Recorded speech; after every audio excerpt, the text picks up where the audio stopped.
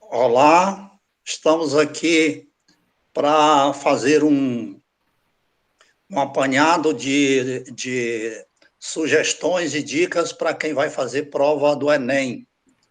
E hoje nós temos aqui um convidado, professor George Castro, da Universidade Federal do Pará. Ele é professor de física e faz doutorado na área de educação em ciências, e o tema da tese dele é sobre o Enem. E ele é o papa desse assunto aí.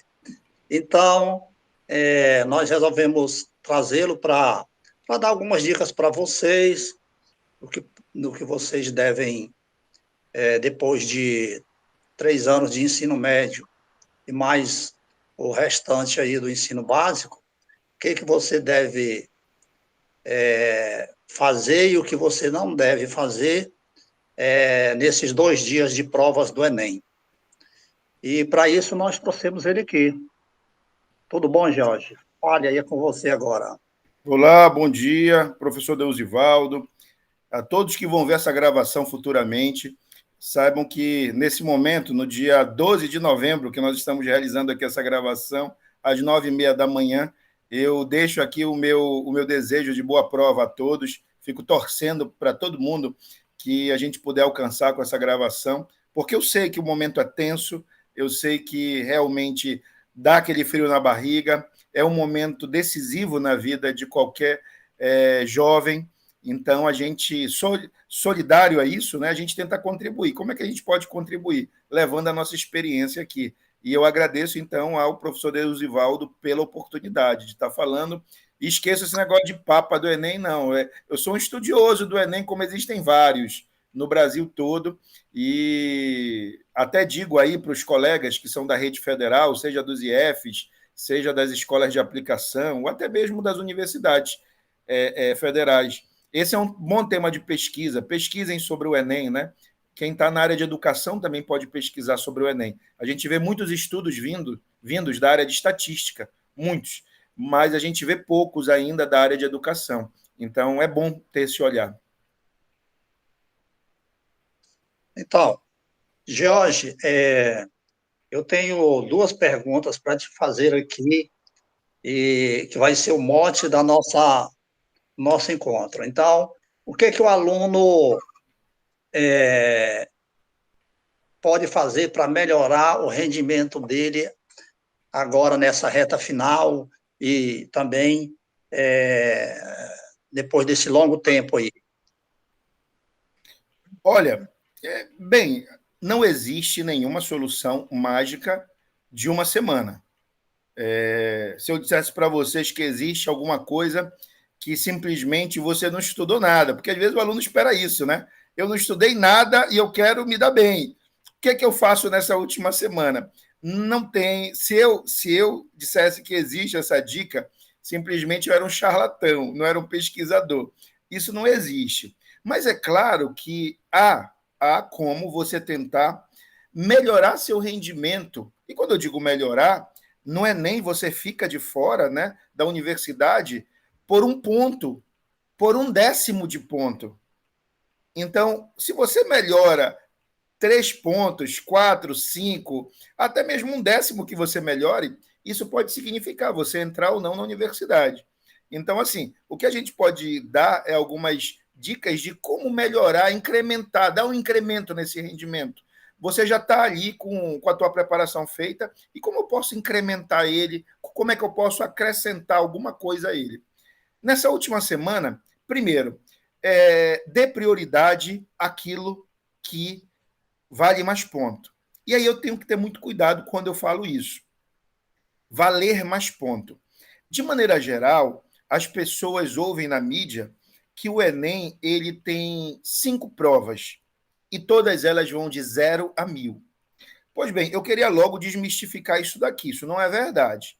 Existe uma única prova do Enem que vai de 0 a 1.000. É a prova de redação. É a única prova do Enem que vai de 0 até 1.000.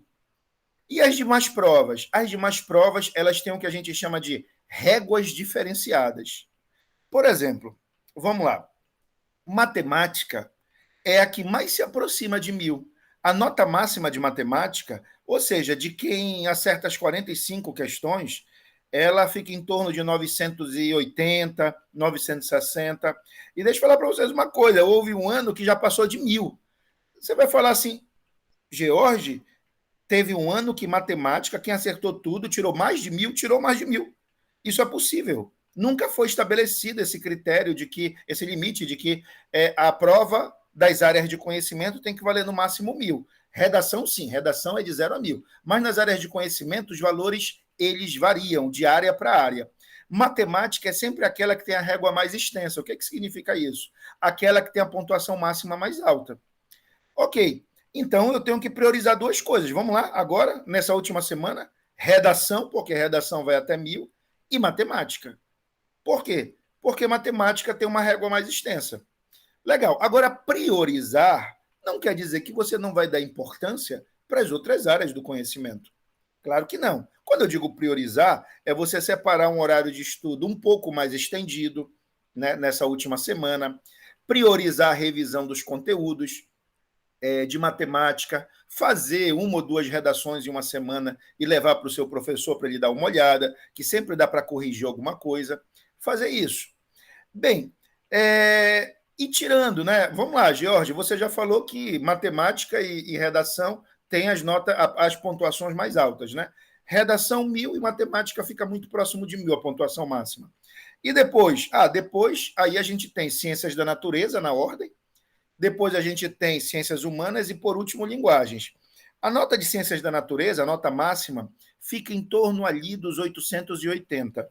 880 a nota máxima de ciências da natureza, ou seja, que acerta absolutamente tudo, as 45 questões. A nota máxima de ciências humanas fica ali em torno de 850. E a nota máxima de linguagens em torno de 800. 800, 820. As diferenças não são tão grandes assim entre ciências da natureza, ciências humanas e linguagens. Mas para matemática é bem grande a diferença. Para matemática é bem grande. Matemática fica 100 pontos quase a mais do que a prova de ciências da natureza, por exemplo. É a que mais, matemática é a que mais se aproxima da redação. Então, você pode fazer um plano de estudo para essa semana nessa ordem. Aí, lembrando que estabelecer prioridades não é abandonar as outras áreas. É você dar um horário mais estendido, né?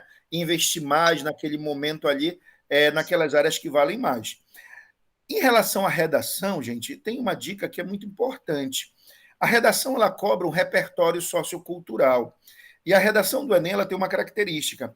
Ela sempre traz um problema social, que é para você expor, né, o seu conhecimento sobre aquilo e fazer uma proposta de intervenção.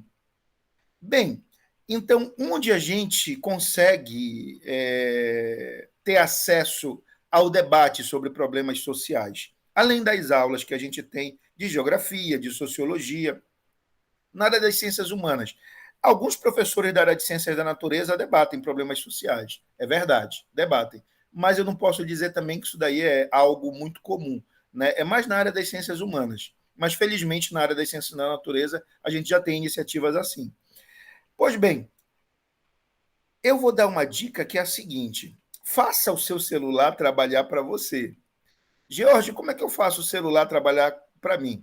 Usa as redes sociais a seu favor. Gente, vamos lá. O Instagram e o Facebook, eles funcionam com algoritmo. Se você entrar no Instagram da Folha de São Paulo, UOL, CNN, É o País, o Globo, G1, se você entrar nos perfis desses grandes veículos de comunicação e você começar a acessar reportagens sobre temáticas sociais como educação, saneamento básico, mobilidade urbana, violência contra a mulher, se você começar a acessar, o algoritmo vai entender que é esse tipo de conteúdo que você gosta. E o que o algoritmo começa a fazer?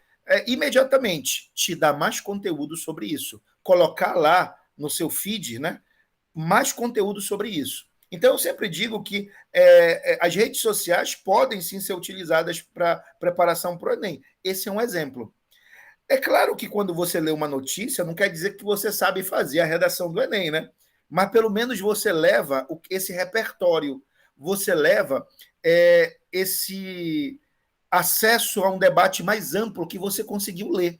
E essas reportagens, gente, é interessante isso. Todas as reportagens que são sobre problemas sociais, elas têm uma característica. A característica é sempre apontar alguma possível solução no final. Isso já pode ser alguma coisa que inspire a tua proposta de intervenção. Então, nessa última semana, eu dou essa dica para vocês no que diz respeito à redação. Acesse as redes sociais de vocês. Pode ser um Instagram. Hoje a garotada quase não usa mais Facebook. Facebook é coisa para mim, para o professor Deusivaldo. Mas lá no Instagram mesmo, acesse os grandes veículos e procure sempre as matérias sobre temáticas sociais. Que o algoritmo vai entender que você quer consumir isso, vai ficar te dando isso durante a semana inteira, e isso pode, aí, em algum momento, fazer com que você tenha um repertório sociocultural mais ampliado que você pode usar na hora da sua redação. Essa é a dica assim, para essa última semana, para essa reta final. Cadê o professor Deusivaldo? Foi tomar uma água? Ah, tá por aí. Ah, porque eu saí aí para você ficar melhor aí. Jorge, e me diz uma coisa, e no dia da prova, qual é a dica? Olha, eu sempre digo uma coisa. Como você começa e como você termina faz toda a diferença. Inclusive, eu queria dizer uma coisa para vocês. Agora, dia 21 e dia 28, né, os 2 domingos, eu vou estar fazendo a prova do Enem. Eu já realizei a prova do Enem 5 vezes. 5 vezes desde 2013 até hoje. Eu acho que essa vai ser a 6ª vez que eu vou realizar a prova do Enem. E por que eu faço a prova do Enem se eu já estou formado, já sou professor da rede pública, se eu já estou na pós-graduação fazendo um doutorado? É porque eu não posso falar de uma coisa que eu não conheço em loco, né? Eu tenho que falar de uma coisa que eu conheço, que eu vivi, que eu passei por isso. Então, eu fiz a prova do Enem em vários momentos diferentes, inclusive estou inscrito para essa do dia 21 e do dia 28. Nos 2 últimos anos, por conta da pandemia, eu não optei por não fazer, né? Mas agora, esse 2021, eu vou fazer. Então, por onde você começa e por onde você termina? Vamos lá, primeiro dia de prova. O que a gente tem no primeiro dia de prova? Redação, ciências humanas e linguagens. Então, gente, faz todo sentido você começar a sua prova pelo que vale mais. Pelo que eu disse ainda há pouco, o que vale mais é o quê? Valer mais, gente. Eu não estou dizendo sobre a importância daquilo para a sua vida. Eu estou falando em termos de pontuação. Que fique bem claro, tá? Para que não tenha nenhum discurso equivocado aqui, nenhum entendimento equivocado. O que vale mais? Redação. Começa pela redação. A redação do Enem, para ela não comprometer a resolução das questões, ela tem que ser feita em 60 minutos. 60 minutos. Lembra que eu falei ainda agora que durante essa uma semana, no mínimo, dá para você fazer, no mínimo, dá para fazer mais, mas no mínimo 2 redações? Treine o tempo também. Treine o tempo. 60 minutos é o tempo ideal para que você não. 60 minutos, você já tendo passado a limpo, ela pronta, para que você não comprometa a resolução das demais questões. Né? Porque além da redação, você tem mais 90 questões. 45 de ciências humanas e 45 de linguagens. Então, acabou a redação nos 60 minutos? Para onde eu vou, George? Você vai para ciências humanas. Ciências humanas. E aí eu vou dar uma dica para vocês. O Enem ele tem questões que são de nível fácil, médio e difícil. Isso não é um peso, tá? A palavra peso, na matemática, ela tem a ver com um fator multiplicativo, né? Então, peso 2 multiplica por 2, peso 3 multiplica por 3. Isso não é um peso. Isso daí é um grau de dificuldade. Então, as questões do Enem, por exemplo, na área de ciências humanas, nós temos cerca ali de 11 questões que são fáceis. Nós temos em torno de 23 questões de nível médio e 11 difíceis. Se você somar 11 com 23 com 11, dá 45. E assim acontece com todas as áreas, gente. Aproximadamente 11 questões de nível fácil, 23 de nível médio e 11 de nível difícil. Bem, vocês têm que começar pelas fáceis, né? Agora, claro, o aluno sempre me pergunta como eu vou saber as fáceis, Jorge, né? Fica difícil identificar. Bem, a maioria das questões fáceis, gente, elas se concentram na disciplina de geografia. Eu não estou dizendo que geografia só tem questão fácil. Eu estou dizendo que das 11, eu tenho pelo menos 6 ou 7 que são de geografia. Bem, então você já sabe que geografia é uma boa, começar por pelas questões de geografia. Isso você consegue identificar. Isso dá para você identificar tranquilamente. Tranquilamente. As questões de nível médio, elas se concentram em história e geografia também. História concentra muita questão de nível médio. E vocês sabem quais são as disciplinas que concentram as questões de nível mais difícil? Adivinha, Deusivaldo? Na área de ciências humanas. Filosofia e sociologia. Essa a gente deixa por último. Por que a gente deixa por último? Porque o Enem trabalha com a teoria de resposta ao item. O que acontece se você acertar uma questão difícil, mas errar uma fácil? O algoritmo entende que você acertou casualmente, porque isso não faz sentido. Você acertou uma difícil, mas errou as de nível fácil e médio. O algoritmo entende, cara, esse cara acertou a difícil porque ele chutou. Porque se ele não acertou quase questão de nível fácil e de nível médio, como é que ele acertou questão difícil? Então você tem que acertar as fáceis e médias. Então por isso que a gente deixa por último, né, as de filosofia e sociologia. Né? Depois que a gente já pensou bem lá sobre as de história e geografia. Essa é uma técnica em ciências humanas. Em linguagens, vocês podem pensar da seguinte maneira.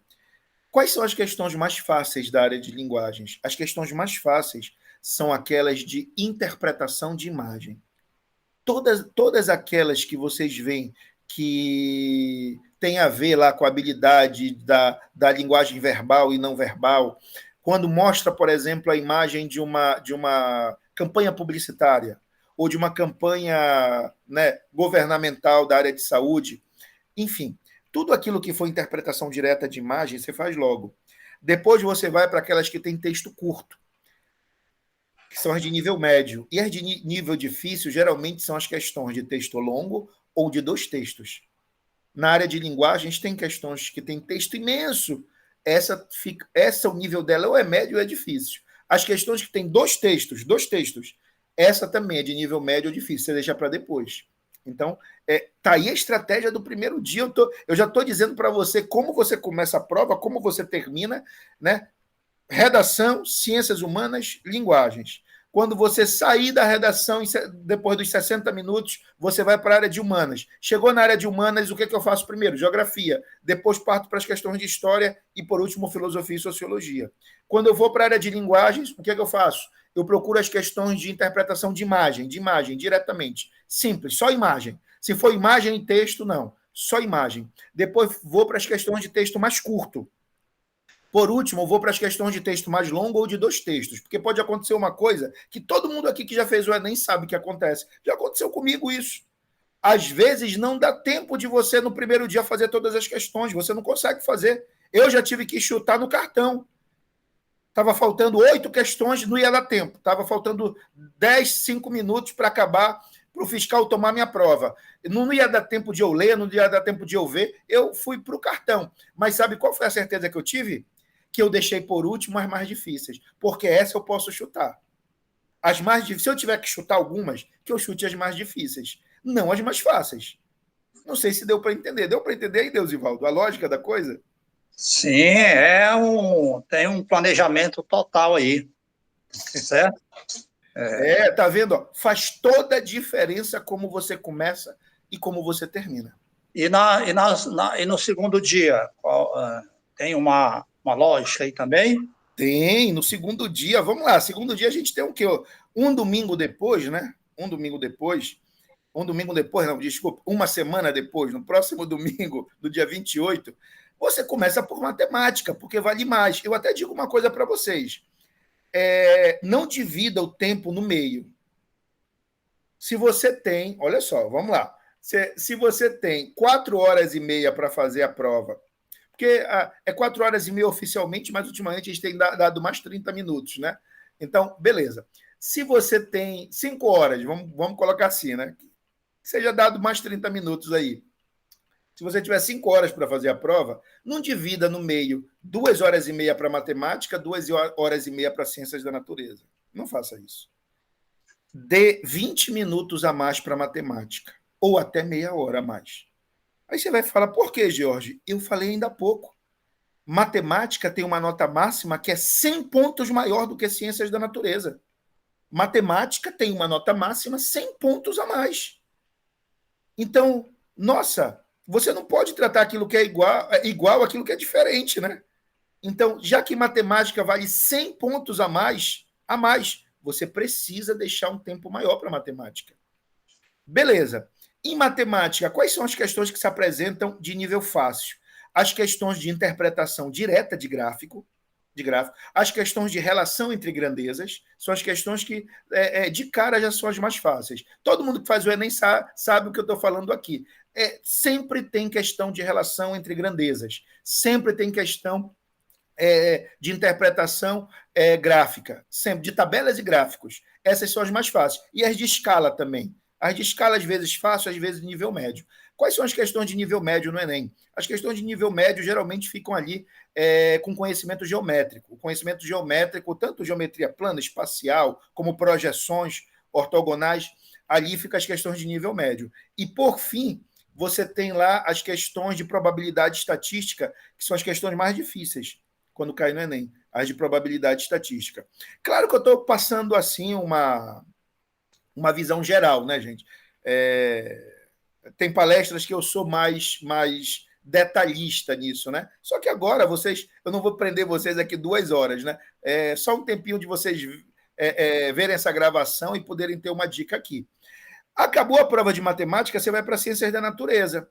Aí, mesma lógica, eu começo pelo que é mais fácil. E qual é a disciplina de ciências da natureza que concentra as questões mais fáceis? Você chuta aí, Deusivaldo, o que você acha? Física, química ou biologia? Rapaz, eu não tenho a mínima ideia, e nenhuma é fácil para mim. Ah, tá, mas eu digo assim, porque essas questões, Deusivaldo, elas já passaram por uma pré-testagem. Então, elas já vêm com uma pontuação atribuída a elas, que estabelece se elas são fáceis, médias ou difíceis. Então, segundo os microdados do INEP, as 11 questões fáceis, lembra que eu disse para vocês que são 11 fáceis, 23 de nível médio e 11 difíceis? Nas 11 fáceis, a gente tem ali 7, 6, às vezes até 8 de biologia. Então, se eu tiver que começar por alguma coisa, começo por biologia. Por biologia. A física concentra muito a questão de nível médio. E sabe quais são as questões mais difíceis? As questões de química. Química no Enem é o que causa mais dificuldade na área de ciências da natureza para os alunos. Então, essas eu posso deixar por último, seguindo a estratégia que a gente estabeleceu. Pronto. Eu vou ser sincero para vocês. Você fazendo isso, claro, se você se preparou, você consegue acrescentar ao teu desempenho que você teria algo mais. E esse algo mais pode fazer diferença. Porque, gente, eu já vi aluno, por exemplo, que usa uma estratégia maluca. Olha só, no primeiro dia ele começa por linguagens, que vale menos. Depois ele vai para ciências humanas. E por último ele faz a redação. Vocês já imaginaram Agora que eu expliquei isso para vocês, agora você deve estar pensando, isso é uma maluquice. Mas tem gente que usa essa lógica. Eu já vi professor dizer isso. Essa estratégia para o aluno. Vocês já imaginaram? Bem, o que eu estou falando para vocês é com base em dados, com base em pesquisa, com base realmente em fontes confiáveis, que são os microdados do INEP. Claro que lá não está escrito no INEP a estratégia quem elaborou foi eu, mas com base em dados, naquilo que realmente é publicado e que a gente pode confiar sobre a prova. Da mesma maneira, tem gente que deixa a matemática por último, diz, não, olha, matemática eu vou deixar por último, eu vou começar por ciências da natureza, porque é mais fácil, eu vou deixar matemática... Não faça isso. Não faça isso. Não faça isso. Então, se você não tem uma estratégia ainda, pense nessa que eu coloquei para você. Agora tem uma coisa. Eu lembro que eu fui fazer uma palestra na antivéspera de uma prova e um aluno disse assim: professor, tudo que o senhor falou faz todo sentido, mas eu me sinto mais seguro fazendo de outro jeito, porque eu já treinei isso durante todos os simulados que eu fiz.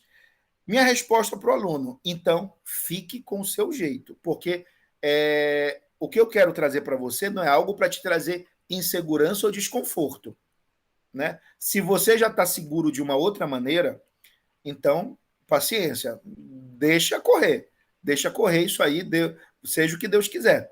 Mas se de repente você acha que dá para mudar, dizer: olha, tá aí, ó, não me dá muito trabalho, nem vai me dar muito desconforto fazer isso que o George está falando agora. Então, beleza, então vai lá, que eu tenho certeza que você vai ter aí seu desempenho melhorado, né? E como eu disse para vocês,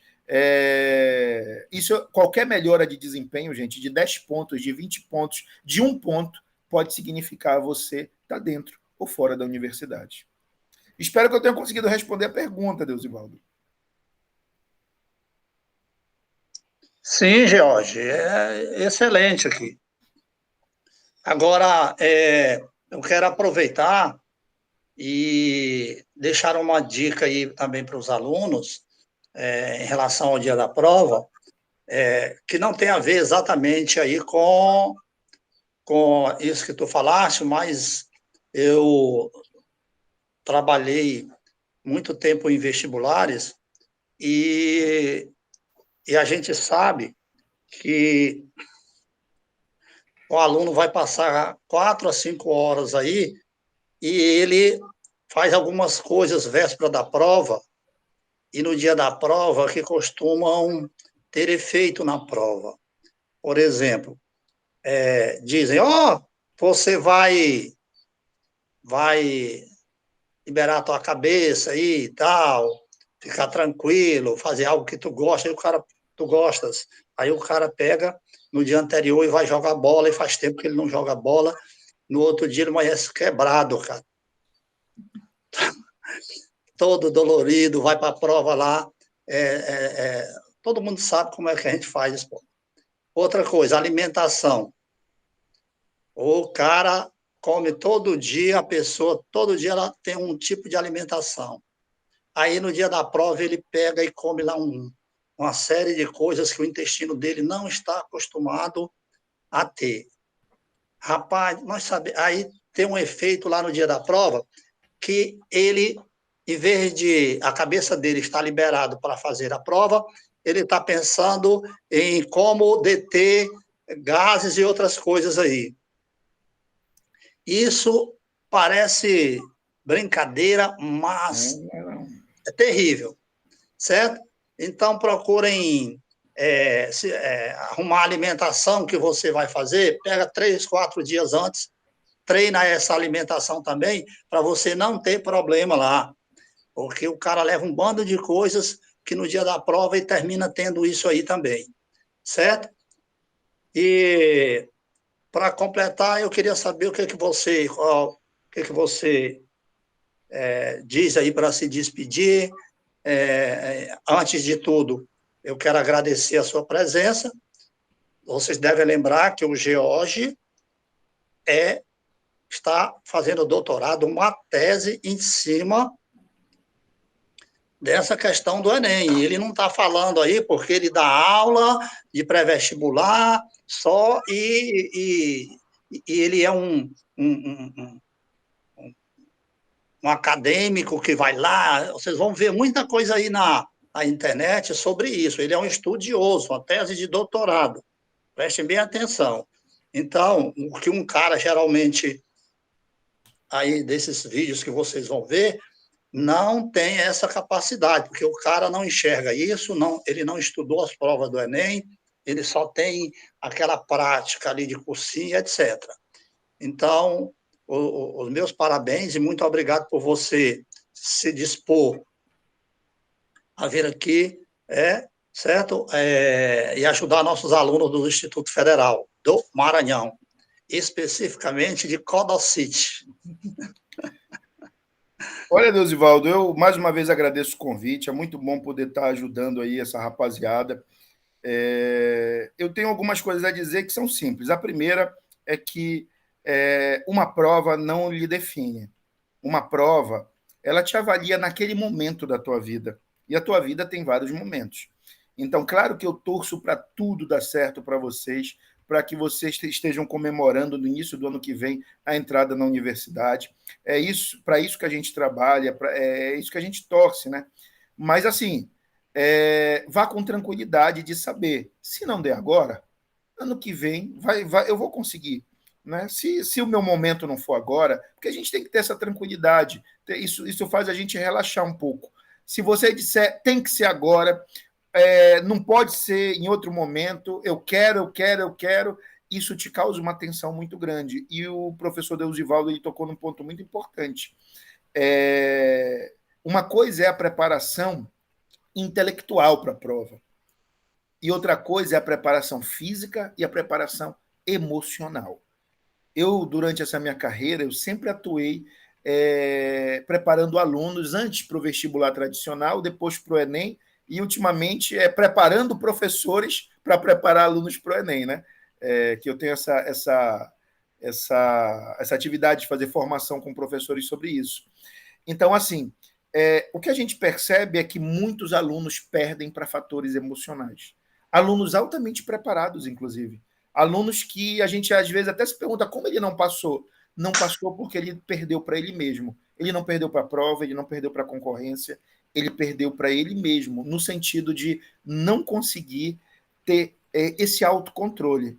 Então, uma dica muito importante, uma última que eu posso dar para vocês primeiro, se automotivem bastante, não se coloquem para baixo em nenhum momento. Como eu disse, isso é só uma prova, gente. Isso é só uma prova. Isso não é a tua vida, não é uma sentença de vida ou de morte.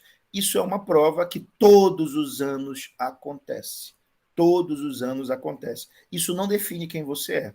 A segunda coisa é que durante essa uma semana, procura estar bem, não briga com ninguém, procura fazer coisas que te deem prazer, ver aquele filme bacana que você gosta. Não vai ver filme triste, não. Não deixa para ver filme triste agora, não. Procura não criar conflito na tua casa, com teus amigos, né? Então, procura coisas que te deem satisfação, te deem prazer, para você ir com uma energia boa, né?